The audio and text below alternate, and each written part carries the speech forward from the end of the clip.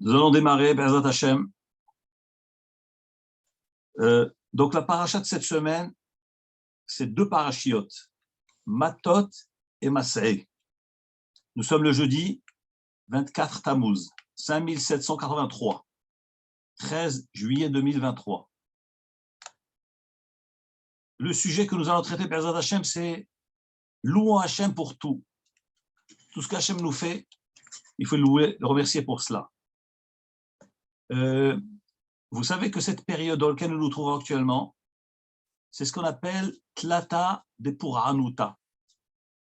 Les 3 semaines, pour Anout, c'est les malheurs. C'est ce qu'on appelle Ben Hametzarim. C'est une période où il y a eu donc le Horban Beit Rishon, destruction du premier temple, deuxième temple, et beaucoup d'autres malheurs. Et les Chachamim nous ont ordonné de porter le deuil pendant cette période-là. Et la Haftara que nous avons lue la semaine dernière, c'est une Haftara qui normalement est lue, on la lit pendant la paracha de Matot. Et la semaine dernière, comme il y avait les 17 Tammuz qui étaient déjà passés, donc on aurait dû lire la paracha de Pinchas, la Haftara de Pinchas, mais on a lu la paracha de Matot.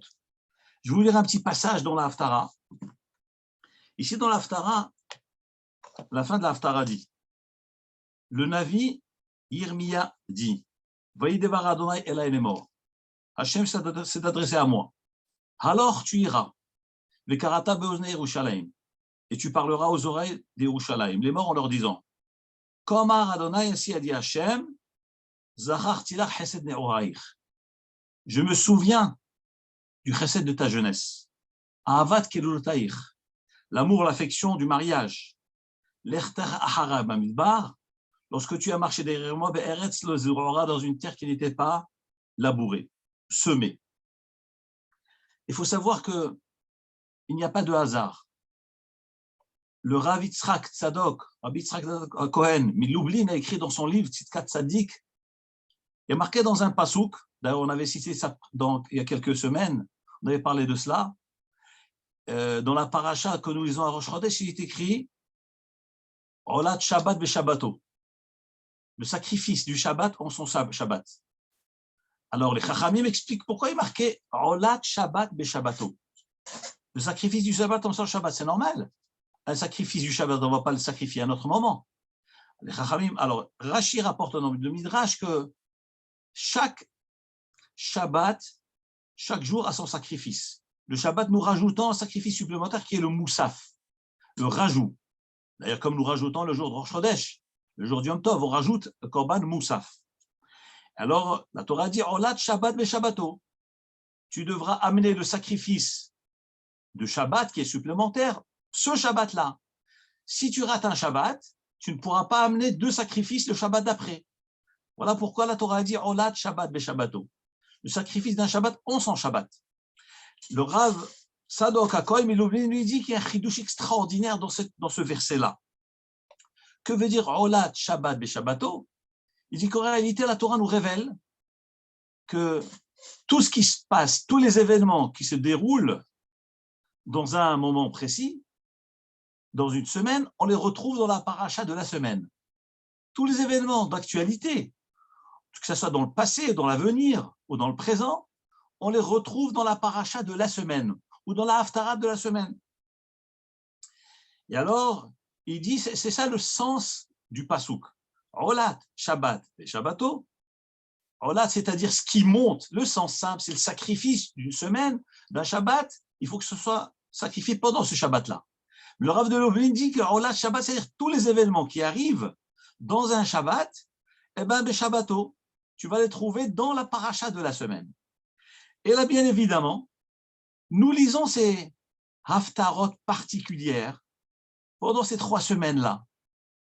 Et c'est qu'il y a un lien direct avec les événements du passé. Parce que nous savons que Ben Hametzarim, ces 3 semaines-là, entre le 17 Tammuz et le 9 Av, il y a eu beaucoup de malheurs, beaucoup de détresse, beaucoup de tsarot que le peuple juif a subi.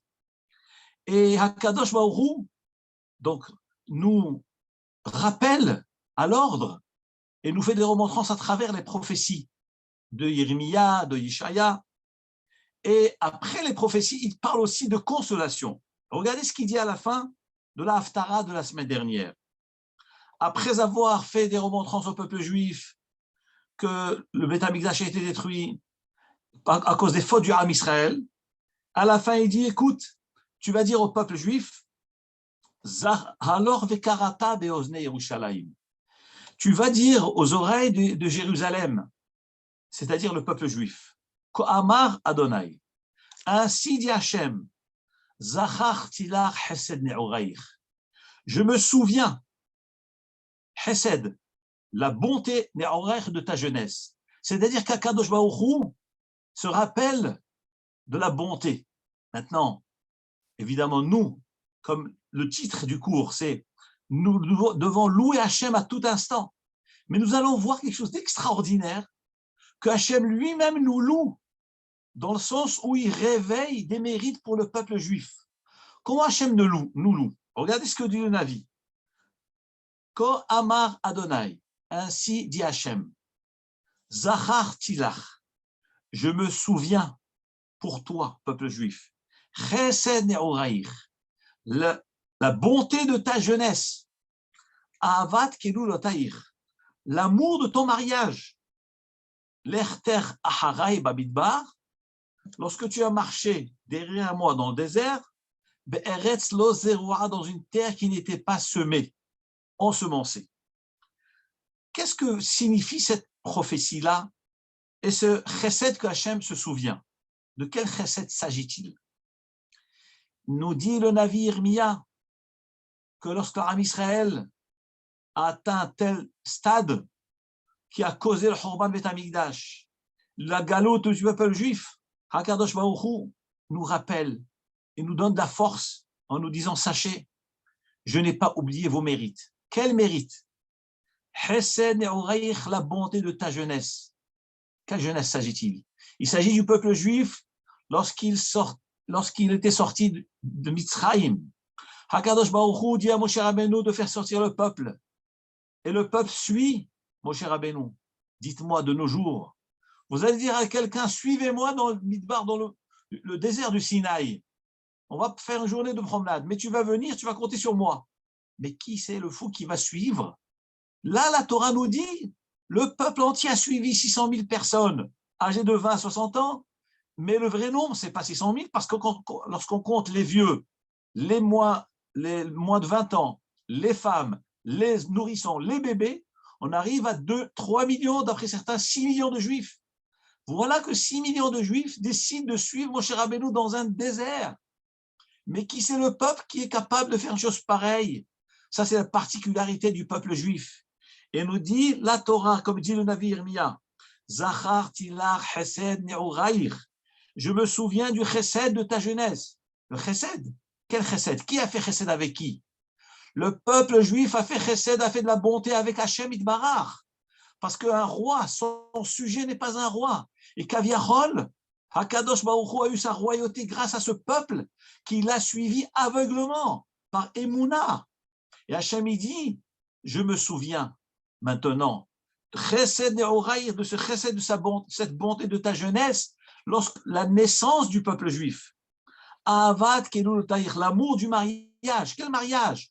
Au moment où Am Israël a décidé de se marier avec la Torah, d'accepter la Torah et les mitzvot au mont Sinaï. Et il dit, l'Erter Aharai Bamidbar, tu as marché derrière moi dans le désert. Be'eretz, donc non seulement dans le désert, un peuple qui suit Hachem, dans un désert. Be'eretz lo zeroa, dans une terre qui n'est pas semée, c'est-à-dire il n'y avait rien dans ce désert. Et Akadosh Baruch Hu, Kaviachol, se souvient de ces chesed-là pour réveiller le Zchut sur Am Israël, pour leur promettre que Be'ezrat Hashem, le Beth Amikdash sera reconstruit et que Am Israël retournera sur sa terre. Voilà ce que nous dit le Navi. Et le pasuk continue, il finit Kodesh Israël Hashem, Israël est Kadosh pour Hashem. Réchit Tevoato, c'est le meilleur de sa récolte. Kol Ochelav Shamu. Tous ceux qui portent atteinte au peuple juif seront condamnés.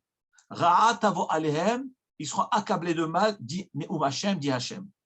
On voit de cette prophétie, de ce que le Navi Ishaïa dit, que le chesed qu'Hachem se souvient, du Ham Israël. Nous l'avons suivi. Vous savez que dans la Tfila, dans la Hamida, il est marqué dans les premières brachot de la Hamida que nous lisons 3 fois par jour, Ata Gibor le'olam Adonai, toi Hachem tu es fort, Mechaim etim ata Rav le'oshia.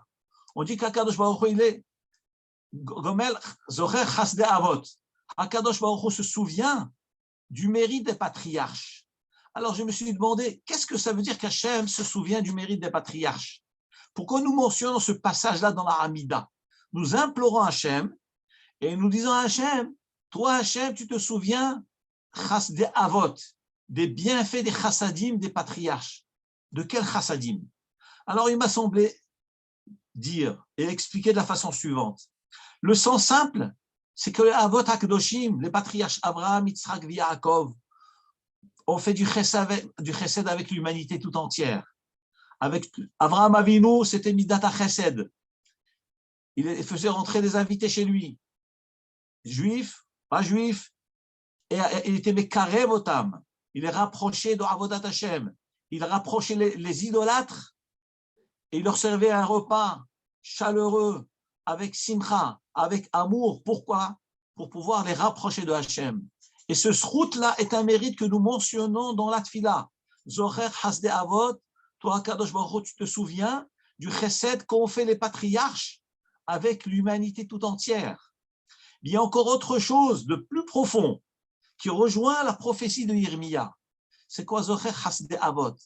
HaKadosh Baruch Hu, tu te souviens les chassadim des Avot, c'est dans le sens où les chassadim qu'ils ont fait avec toi, avec toi Hachem. Où est-ce que nous avons vu que les Avot ont fait chassadim avec Hachem, nos patriarches, nos Avot ont fait du chesed avec Hachem? Eh bien, dans la Haftara que nous avons lu pendant Parashat la semaine dernière, qu'est-ce qui a marqué? Zachar tilach chesed ne'oraich. Je me souviens du chesed de ta jeunesse. Donc, on est en train de décrire le chesed qu'Am Israël ont fait avec Hachem. Donc, c'est un sens encore profond. Le sens simple, c'est le chesed que les patriarches ont fait avec l'humanité entière. Et Hachem nous dit, toi, Zorer Hasdei Avot, toi, Hachem, souviens-toi du chesed de nos patriarches, de nos ancêtres. Mais il y a un sens caché encore dans cette fila-là. Zorer Hasdei Avot, toi, Hachem, tu te souviens du chesed qu'ils ont fait, pas seulement avec l'humanité, avec toi-même, Hachem. Quel chesed ils ont fait avec toi? Ils t'ont suivi. Ils t'ont suivi là où tu as voulu, ils t'ont suivi. Abraham Avinu, tu lui as dit de quitter Haran, il a quitté Haran. Les Avot sont partis en Eretz Israël. Et ensuite, dans le désert, plus tard, les Bénis Israël t'ont suivi. Donc, les Avot t'ont suivi. C'est ça, Zocher Hasdei Avot.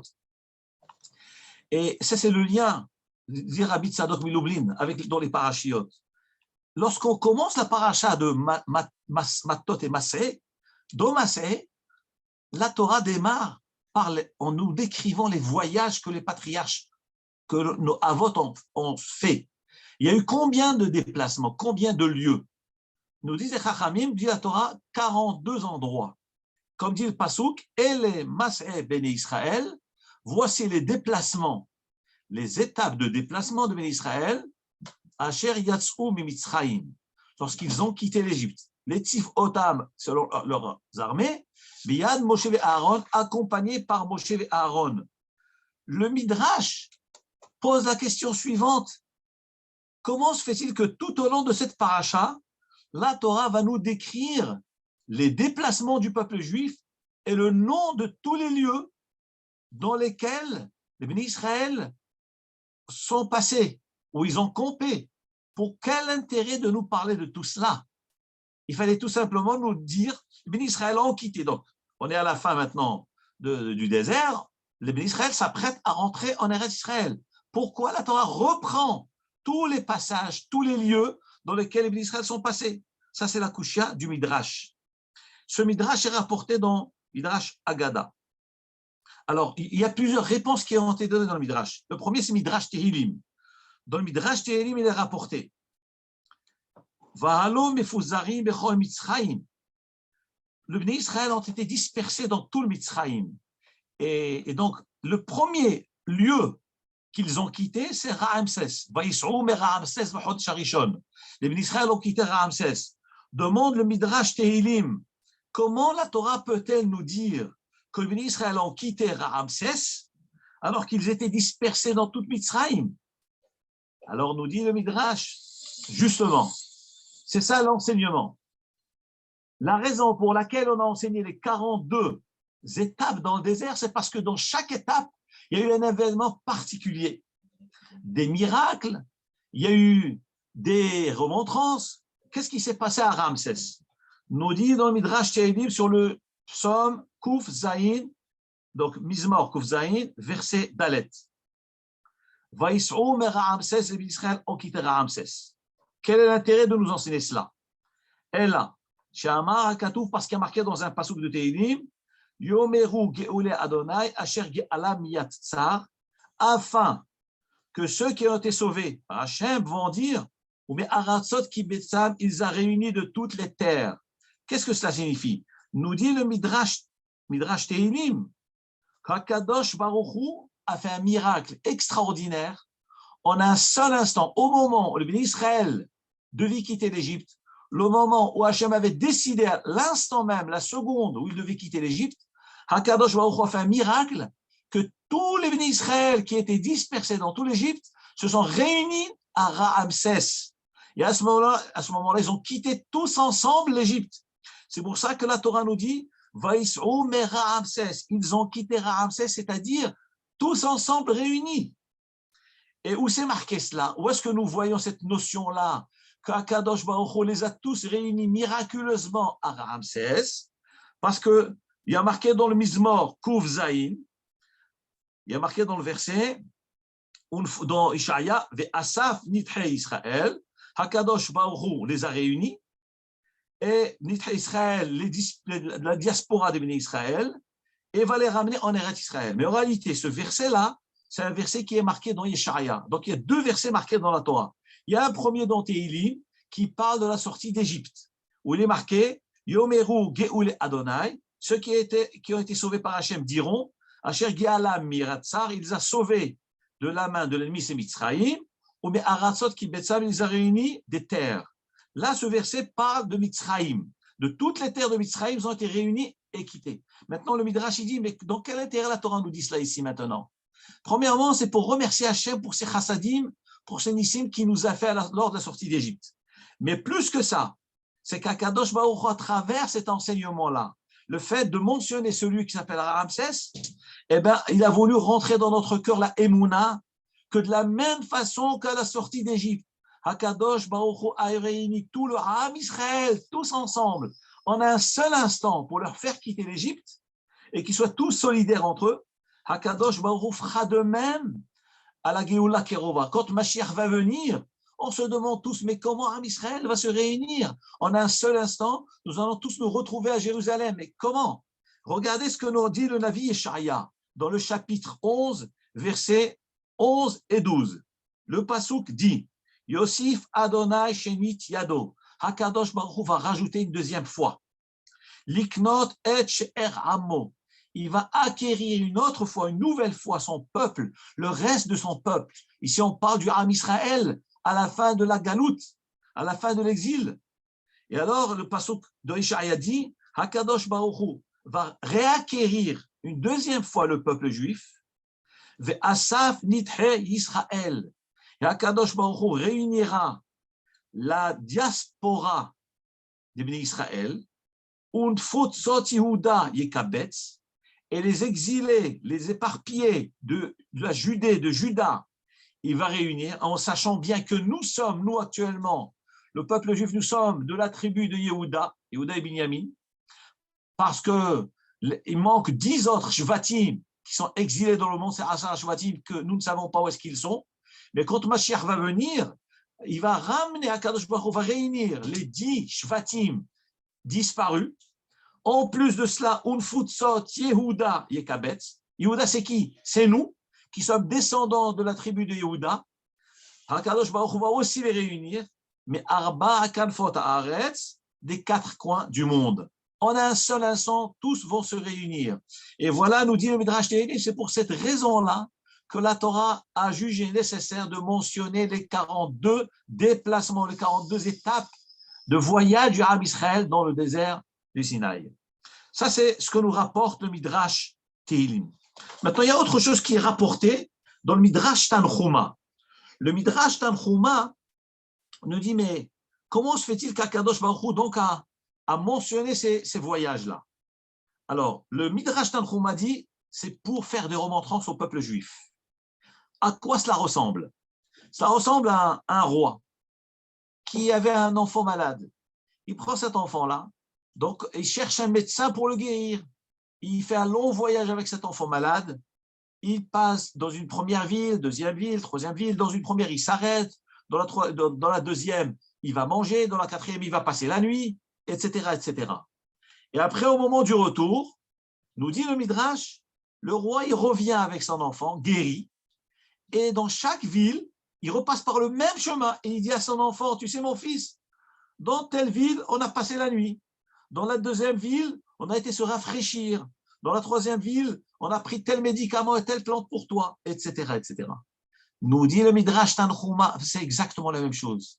Pourquoi la Torah a mentionné les 42 villes, les 42 lieux où ils se sont déplacés? C'est pour justement, à chaque place, rappeler à Israël leurs défauts et aussi leurs qualités. Lorsqu'on arrive au Midbar, lorsque tous ces endroits-là, chaque endroit où ils sont arrivés, Hachem leur dit dans tel endroit vous avez fait tel Avera. Donc vous devez faire tchouva de cette chose-là. Dans tel endroit, vous avez eu la manne, et ainsi de suite. Donc remerciez Hachem pour ses chassadim gdolim. Donc on voit que l'intérêt de mentionner les voyages, c'est pour faire des remontrances en Israël. Le Midrash Tanchuma, aussi, un autre Midrash, non pas Achat Masé, il rapporte une autre explication, c'est pour remercier Hachem pour les Nissim Dolim qu'il nous a fait. Je vous dis la chose du Midrash. Le Midrash dit Amar Hakadosh Baruch Hu Israël. Hakadosh Baruch Hu a dit au peuple juif Banaï, mes chers enfants, Hizaru be mitzvotai, soyez attentifs avec mes mitzvot. Veshimru et la Torah, et gardez la Torah. Regardez combien de miracles je vous ai fait. Misha, depuis que vous êtes sortis de Mitzraïm, etc. Donc, à chaque endroit, Hakadosh Baruch Hu leur rappelle les miracles. Il leur dit, regardez, vous étiez devant la mer. Les ennemis étaient derrière vous. Je vous ai protégé de vos ennemis. Les ennemis vous envoyaient, vous attaquaient par des flèches. Mon Hanan, ma nuée, s'est mise devant vous, entre vous et les Mitzrim. Les flèches qu'ils lançaient étaient absorbées dans les nuées. Et les Chachamim nous disent, cela ressemble à un homme qu'on attaque, on jette des flèches contre lui, et lui, il se met pour préserver ses enfants, afin que ses enfants ne soient pas touchés. Et c'était le Hanan lui-même qui prenait ses flèches comme si, pour nous dire, le père prend les coups pour les enfants. Et c'est ça, Akadosh Baruch Hu nous le rappelle. Et dans l'Ovan Liam, Akadosh Baruch Hu leur a rappelé, Yam Souf, qu'Akadosh Baruch Hu leur a ouvert la mer, et ainsi que tous les Nissim qui se sont déroulés dans le Mitzrayim. J'ai fait tomber la peur et la crainte sur vos ennemis. Comme nous disons dans la Shira, Azni Valu Aloufé Edom. À ce moment-là, les chefs de Edom ont tremblé de peur. Donc on voit que chaque étape dans le désert, Hakadosh Baruch Hu leur rappelait, là, tel ennemi voulait vous attaquer, ils ont été pris de panique. Là, vous étiez devant la mer, vous avez failli vous faire tuer par les Mitzrayim, j'ai ouvert la mer pour vous. Vishmate Taemori, vous êtes arrivés devant la terre de Emori, Sihon et Og, j'ai détruit Sihon et Og. Et pendant tous les 40 ans que vous étiez dans le désert, pas un seul instant je vous ai laissé tout seul. Donc on voit, Mamash, à quel point l'importance des chassadim de Hachem. Donc on voit que chaque étape qui a été enseignée dans la Torah, c'est pas par hasard, c'est pour rappeler à l'homme les chassadim qu'il a eu dans cet endroit-là. Aussi pour lui rappeler ses erreurs. Les erreurs, les ministres ont fait des erreurs. Par exemple, dans Shittim, l'endroit de Shittim, ils se sont, ils ont fait de l'adultère. Hakadosh Baruch Hu leur a rappelé dans Shittim ce qu'ils ont fait. Et pas seulement qu'ils leur rappellent cela, c'est que les Chachamim nous disent qu'à tel point qu'Hakadosh Baruch Hu était d'accord de leur pardonner et il leur a prouvé son amour en demandant à Moshe Rabbeinu de construire un Mishkan et dans ce Mishkan, fabriquer le Aaron, l'arche sainte qui est le Kéli, l'instrument l'ustensile le plus kadosh qui est dans le Saint des Saints, le fabriquer avec le bois de Chittim. Nous dit le Midrash, mais pourquoi Kadosh Baruch Hu a demandé à Moshe Rabbeinu de faire le Aaron avec le bois de Chittim? Nous dit le Midrash, parce que Chittim, c'est pour pardonner la faute de Chittim. C'est quoi Chittim? C'est le bois de Chittim. C'est à cet endroit-là, dans le désert, où ils ont fauté avec les filles de Midian et de Moab. Et à Kadosh Baruch Hu, pour montrer à Israël à quel point il les aime, non seulement il leur a pardonné, mais il a demandé qu'on fasse un objet sacré qui s'appelle le Aaron, qui va être dans le Kodesh HaKodashim, le lieu le plus saint de l'univers, et qu'il n'y a que le Kohen Gadol qui pouvait pénétrer une seule fois par an, et le faire avec du bois de Chittim. Alors Hachem, il nous dit, mais regardez, vous avez fauté à Chittim, dans cet endroit-là qui s'appelle Chittim, et moi, je suis prêt à vous pardonner. Faites chouva. La preuve, c'est que j'ai préparé une mitzvah qui s'appelle le Aaron de Chittim, parce que j'ai vu en avance que vous allez fauter, et j'ai prévu cet ustensile pour pouvoir effacer votre faute de Chittim. Donc on voit chaque chose, comment elle est calculée, et nous devons remercier Hachem chaque instant et chaque endroit où nous sommes passés dans le désert. Et cette notion n'est pas seulement valable pour l'armée Israël qui était dans le désert, pour les 42 étapes, mais c'est un enseignement pour nous, pour notre vie. Chaque endroit où on arrive, il faut se souvenir, dans tel endroit, Hachem a fait un nes, d'où la halacha qui est marquée dans la Gemara de Brachot, qui est tranchée dans le Shulchan Aruch. Un homme qui est passé dans un endroit où Hachem lui a fait un nes, il doit dire Baruch she'asa li nes b'makom hazeh. Si c'est un endroit où il a fait un nes à ses parents, il doit dire Baruch she'asa nes à mes parents dans cet endroit-là. La avotelu b'makom hazeh. Ainsi de suite. Donc on voit de là la reconnaissance envers Hachem, se rappeler, louer Hachem, tous les chassadim, et se rappeler de ces notions-là. Aussi autre chose, le Midrash nous dit que lorsque le béni Israël était dans le désert, il y a marqué que, n'oublions pas que le désert était plein de Nehashim et de Akravim, était plein de serpents, de scorpions, et donc la sakana était terrible. Et Akadosh Baruch Hu, avec les Anané Kavod, il a nettoyé, la protégé de l'âme Israël. Et donc Hachem dit au béni Israël, regardez ce que est marqué dans le Passouk. C'est un passouk qui est marqué dans Dvarim, chapitre 8, verset 15. Hamolechecha bamidbar hagadol. Moi, Hachem, je t'ai fait marcher dans ce grand désert. Hanora, redoutable. Nahash, dans lequel se trouve Nahash, serpent. Saraf, dragon. Akrav, scorpion, dans ce désert-là. Velo hinachti otam leazik etrem. Et je vous ai préservé. Je n'ai pas laissé ces bêtes féroces, ces bêtes vous tuer, chas shalom. Donc, c'est pour ça qu'Hachem a voulu mentionner dans la Torah tous ces étapes-là, tous ces lieux pour se rappeler, attention, n'oublie pas les chassadim de Hachem, tout ce que Hachem a fait avec toi. Et conclut le Midrash, c'est pour cela qu'il est marqué dans le Passouk, Ele mas'e bene Israël. Voici les déplacements des bénis Israël. Vayichtov Moshe et Motsaehem, et Moshe Rabbeinu a inscrit les lieux, les Mas'em sont leurs déplacements, Alpi Adonai, selon l'ordre de Hachem. Voilà comment conclut le Midrash Tanchuma. C'est-à-dire que le fait d'écrire tous ces déplacements, c'est Hachem qui a ordonné à Moshe Rabbeinu. Nous dit Midrash pourquoi? Parce qu'Hachem veut qu'on soit reconnaissant envers lui, qu'on se souvienne de tous les chassadim qu'il nous a fait, chassadim gdolim. Il y a aussi rapporté autre chose dans le Midrash Agadol. Pourquoi Hakadosh Baruch Hu a demandé qu'on inscrive le nom de ces lieux-là? Dit le Midrash Agadol, parce que peut-être les nations auraient pu dire, mais non, le béni Israël était perdu dans le désert. Ils étaient déboussolés. Ils erraient dans le désert pendant 40 ans. Nous dit la Torah, Otam Arba'im Shana Shayu Bamidbar. Pendant toutes ces 40 ans que le Israël était dans le Midbar, Hakadosh Baruch Hu était avec eux.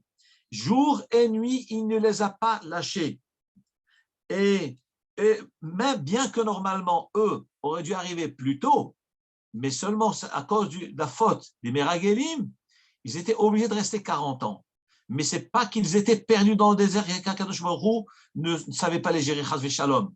Il dit le Midrash, c'est pour cette raison-là que Hakadosh Baruch Hu a tenu à ce qu'on mentionne toutes les différentes étapes, tous les différents lieux dans lesquels ils sont passés, pour montrer que c'était programmé, qu'ils étaient gérés par Hachem Itbarach et qu'ils n'étaient pas livrés à eux-mêmes comme des gens errants, perdus, juifs errants. Pas du tout. Ils étaient ordonnés dans le désert. Il y a aussi un chidouche extraordinaire qui est rapporté dans le Midrash. Le Midrash nous dit les mas'em alpi Hashem. Les Bnei Israël, donc tous ces déplacements-là, ont été mentionnés dans la Torah par Moshe Rabbeinu, alpi Hashem, selon Hashem. Que veut dire selon Hashem? Le Midrash Haggadah nous révèle quelque chose d'extraordinaire. Ils ont été inscrits et l'Am Israël dirigé par le alpi Hashem, selon Hashem. Dit le Midrash, il y avait combien d'étapes, combien de lieux? Il y en avait 42. Dit le Midrash, nous savons très bien que le Shem HaMeforash est composé de 42 lettres. Le Shem HaMeforash est composé de 42 lettres. Où c'est marqué? La Gemara, dans le traité de Avodah Zarah, Daftet Zayin, nous raconte l'histoire triste de Rabbi Hanina ben Teradion. La Gemara dit que Rabbi Hanina ben Teradion était un des 10 martyrs qui ont été exécutés par les Romains. Et la Gemara nous dit pourquoi Rabbi Hanina ben Teradion a été tué par les Romains. Il a été tué enveloppé dans un Sefer Torah et jeté dans le feu. C'est comme ça que Rabbi Hanina niftar. Et la Gemara a dit pourquoi il a été tué de cette mort-là. Ça a été décidé du ciel. La Gemara a dit parce qu'il était Hoget Hashem beotiotav, parce qu'il mentionnait Hashem, le nom d'Hachem, par ses lettres. Alors, qu'est-ce que ça veut dire prononcer le nom d'Hachem par les lettres? Vous savez très bien qu'il est interdit de prononcer le nom d'Hachem, Yudke Vavke. Alors, il est marqué dans le pasuk que Zeshemi Leolam, ça c'est mon nom pour l'éternité, Veze Zichri le Dor. Et ça c'est mon souvenir pour génération, chaque génération. De là, la Gemara a déduit que le nom de Hachem Yudke Vavke, c'est pour l'éternité. On n'a pas le droit de le prononcer. Mais Zichri, lorsqu'on prononce le nom d'Hachem, c'est Adnout. On dit Ado Naï. Donc le nom d'Hachem, Zeshemi Olam, il restera pour l'éternité. Mais quand tu vas le mentionner, Zichri, lorsque tu vas mentionner le nom d'Hachem, tu ne peux pas prononcer Yudke Vavke, Yé, comme il s'écrit. Il faut dire Ado Naï, pas Yudke Vavke. Nous dit donc l'Agmara, comme d'ailleurs rapporte Tosfot de ce daf de Avodah Zarah Tet Zayin, dit Tosfot, parce que Rabbi Hanina ben Teradion, pourquoi il a été exécuté? Parce qu'il prononçait le nom d'Hachem Yudke Vavke comme il s'écrit. Rashi lui dit autre chose. Rashi dit non, parce qu'il connaissait le nom Shema Forage de 42 lettres, il le prononçait. Et nous savons très bien que celui qui connaît le nom d'Hachem de 42 lettres, il peut tout faire avec. Il peut créer des choses, il peut créer des bêtes, il peut tout faire avec. Comme ça dit Rashi. Le Shem, même bête. Mais c'est une chose grave. On n'a pas le droit de prononcer le nom d'Hachem. Et comme Rabbi Hanina ben Teradion prononçait le nom d'Hachem, donc il a été exécuté à cette mort-là. La Gemara a dit, mais comment se fait-il? Mais Rabbi Hanina, c'est un gadolador, c'est un grand sadique. Comment il a pu faire cette erreur-là? La Gemara a dit, non, les Hitlamed, en réalité, il le prononçait pour apprendre. Si c'est pour apprendre le nom d'Hachem, comment il s'écrit, comment il se prononce, on a le droit. La Gemara, elle revient à la charge, je ne comprends pas. Alors, donc si c'est pour apprendre, donc il avait le droit. Donc s'il avait le droit d'apprendre le nom de Hachem, alors pourquoi il était condamné à mort? Quelle était son erreur? La Gemara a dit, parce qu'il le faisait en public. Et ces choses-là, on n'a pas le droit de faire en public. Tu peux le faire en privé, tout seul caché, mais tu n'as pas le droit de faire en public. Et comme il le faisait en public, donc il a été, ça c'était son erreur, il a été condamné. En tout cas, ce que je voulais dire par là, je referme la parenthèse. Comme nous dit Rashi dans le traité de Masechet Avodah Zarah, c'est que le Shem HaMeforash, il est composé de 42 lettres. Le Shem HaMeforash est composé de 42 lettres. Et d'ailleurs, vous savez, il y a une tfila que nous lisons tous les jours, dans la tfila. Ceux qui se lèvent tôt le matin avant Shahrit, on dit Anna Bekoach, le matin après le Korbanot, ou avant le Korbanot. Et le Shabbat, vendredi soir aussi, on le lit. Anna Bekoach, avant les Chadodi. Et bien, dans Anna Bekoach, c'est une prière qui a été rédigée par Rabbi Nehonia Ben Akana, et il a écrit dedans donc 7 versets. Anna Bekoach Gedolah Zminecha, etc. 7 versets. Les 7 versets, chaque verset correspond à un jour de la semaine. Et lorsque vous comptez le nombre de mots qu'il y a dans 7 versets, vous avez 42 mots. D'où 42 lettres initiales. S'il y a 42 mots, donc il y a 42 initiales. Et bien, quand on lit les versets, dans chaque phrase, il faut penser aux initiales. Et les initiales, la totalité de toute cette fila d'Anna Bekoach, eh ben, elle arrive à 42 lettres. C'est les 42 lettres de Shema Meforash. Et donc, un homme, il doit penser à cela. Maintenant, évidemment, nous, comme on ne connaît pas les vraies pensées, donc on ne peut rien faire. Même si on connaît les lettres, mais on ne peut pas manipuler le Shema Meforash de Membet, de 42. Nous dit le Midrash Haggadah. Eh bien, pourquoi Hakadosh Baruch Hu a voulu qu'on mentionne les 42 déplacements dans le désert? Parce que chaque déplacement correspond à une des 42 lettres du Shem Meforash du nom de Hachem. Vous allez me dire, ok, alors, et après, quel intérêt? Nous dit le Midrash, Keneged Shem ben Arba'im Ushtaim Otiyot, les 42 noms de lieux dans le désert correspondent aux 42 lettres de Shem Meforash du nom de Hachem, les Kayem Hashene Emar, afin d'accomplir le verset qui dit Alpi Adonai Yahanu Alpi Adonai Yisau. Le verset nous dit que les bénis Israël campaient selon l'ordre de Hachem et se décampaient selon l'ordre de Hachem. Ça, c'est le sens du verset. Mais le Midrash nous révèle quelque chose d'extraordinaire. Ce n'est pas seulement le sens simple qui veut dire ils se déplaçaient selon l'ordre d'Hachem. Hachem leur dit déplacez-vous, allez, on se met à voyager. Campez, ils campaient. Ce n'est pas seulement ça. Alpi Hachem, c'est selon le nom de Hachem, le nom sacré de Hachem. Alpi Hachem Yachanou, c'est-à-dire que chaque endroit où ils devaient camper, c'est selon la lettre qui correspond au nom de Hachem qui est liée à cet endroit-là. Et lorsqu'il leur dit Issa, voyager, c'est selon la lettre du nom de Hachem, là, l'une des 42 lettres du nom de Hachem qui correspond à cet endroit-là, là, ils se déplaçaient. C'est Alpi Adonai Yahanou, Alpi Adonai Issaou, c'est-à-dire selon le nom, les lettres du nom de Shem Meforash. Là, c'est extraordinaire. On comprend, ça veut dire, on voit encore d'une manière très forte que Hachem ne nous a jamais délaissés, pas un seul instant.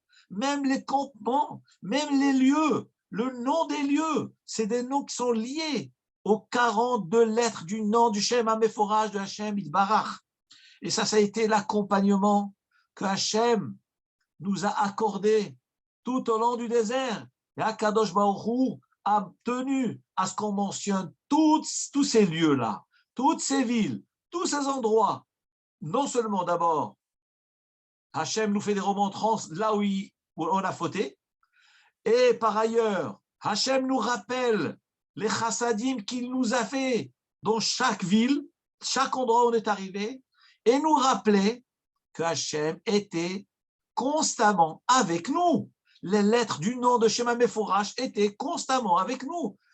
Imaginez-vous quelqu'un qui, le Koubalim, les Tzadikim, Afkadori par exemple, des fois les gens allaient le voir pour lui demander d'écrire un kamia, une amulette. C'est un texte écrit, des fois c'est écrit sur un parchemin, des fois c'est des lettres qui sont gravées sur un bout de métal en or ou en argent et enveloppées dans du cuir et mis comme un collier autour du cou. C'est une protection, les sgoulottes. On met pas à te protéger. Imaginez-vous que dans le désert, on avait cette sgoula de Shem Hashem, les otiyot de Shem Meforash, qui nous accompagnait à chaque seconde, à chaque étape, à chaque mètre, chaque pas qu'on faisait.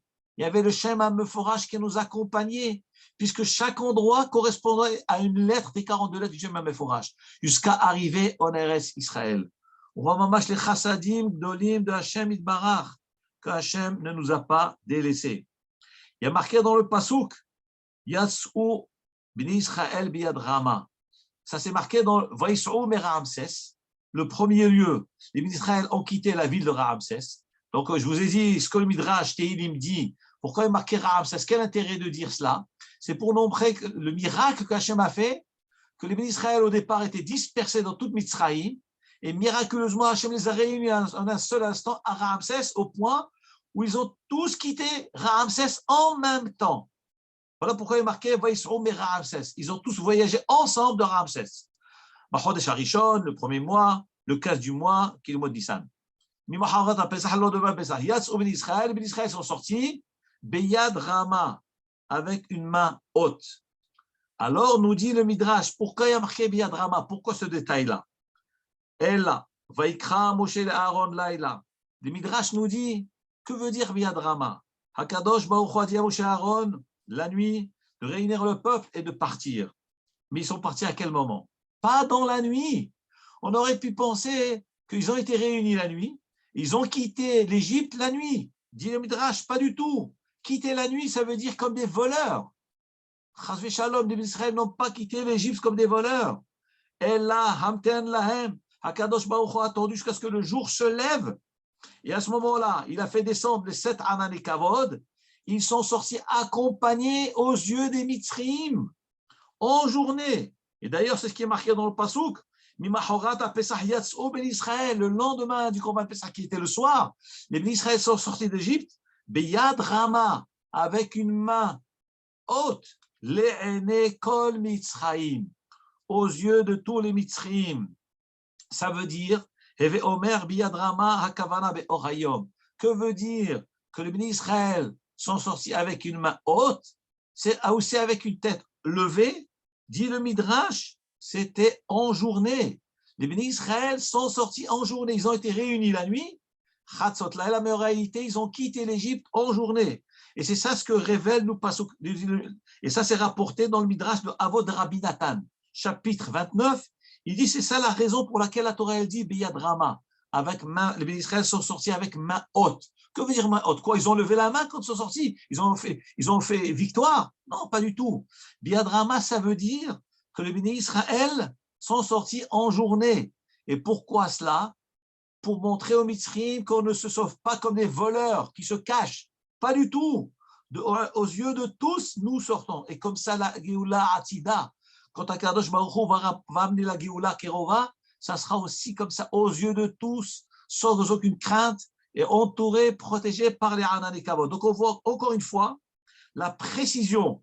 Les bénis Israël ont quitté non seulement le lieu de Ramsès, c'est-à-dire tous ensemble, rassemblés miraculeusement, pour nous enseigner que la Géoula Kerova, Bezrat Hashem, quand Mashiach va venir, on va être réunis tous ensemble et monter à Yerushalayim en même temps.